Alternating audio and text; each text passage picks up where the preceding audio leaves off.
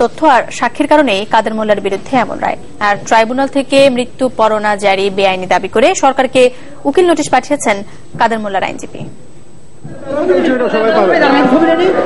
মৃত্যু পরোয়ানা জারি হয়েছে, লাল কাপড়ে মোড়ানো এই মৃত্যু বার্তা পৌঁছে গেছে কারাগারেও। এরপর কিছু আনুষ্ঠানিকতা, যার চূড়ান্ত গন্তব্য ফাঁসিতে ঝুলিয়ে মৃত্যুদণ্ড। যার এমন পরিণতি সেই কাদের মোল্লার পরিবারের সদস্যদের দাবি, মিথ্যা অভিযোগ আর ভুয়া সাক্ষীর মাধ্যমে ট্রাইব্যুনাল এবং সর্বোচ্চ আদালত থেকে এসেছে এই রায়। এইভাবে একজন নির্দোষ নিরপরাধ লোককে, যার বিরুদ্ধে কোনো প্রমাণ নাই, কোনো ডকুমেন্টারি এভিডেন্স, কোনো মামলা কেউ দেখাতে পারবে না। পরিবারের অভিযোগ, একমাত্র চাক্ষুষ সাক্ষীর জবানবন্দি আর পরিচিতি নিয়ে প্রসিকিউশন সাজিয়েছে মিথ্যা নাটক।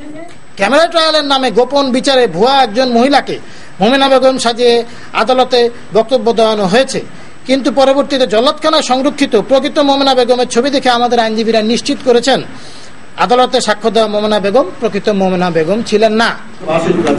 আর বার কাউন্সিলের সহসভাপতি খন্দকার মাহবুব হোসেনের দাবি, রিভিউর বিষয়ে উচ্চ আদালতের সিদ্ধান্তের আগে কাদের মোল্লার ফাঁসি কার্যকর অবৈধ।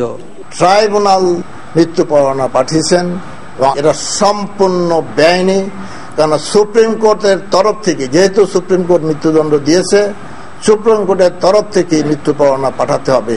আর এর বাইরে যদি জেল কর্তৃপক্ষ কোনো কার্যক্রম করে, সেটা জেল কোর্টের বাইরে হবে এবং তার দায়িত্ব তাদের কি নিতে হবে। তবে রাষ্ট্রের সর্বোচ্চ আইন কর্মকর্তার দাবি, কাদের মোল্লার রায় কার্যকর হতে পারে যে কোনো সময়। বিচারকে প্রশ্নবিদ্ধ আর ভণ্ডুল করতেই বিরোধীরা বিভ্রান্তমূলক কথা বলছে বলে অভিযোগ তার। বলেছে কোনো রিভিউ চলবে না এবং জেল কোডের কোনো প্রভিশনও এখানে অ্যাপ্লিকেবল হবে না।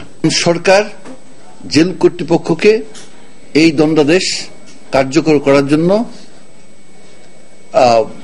নির্দেশ প্রদান করবেন এবং তখনই এটা কার্যকর হবে। ৭৩ যুদ্ধাপরাধ আইনে না থাকলেও কাদের মোল্লা রাষ্ট্রপতির কাছে ক্ষমার আবেদন করতে কোনো বাধা নেই বলে জানান অ্যাটর্নি জেনারেল। বলেন, ক্ষমার আবেদনের বিলম্বের জন্য সরকার রায় কার্যকর করতে বসে থাকবে না। কবে মার্সি পিটিশন করবেন তার জন্য তো রাষ্ট্র বসে থাকবে না। সাজিদ হক, চ্যানেল 24, ঢাকা।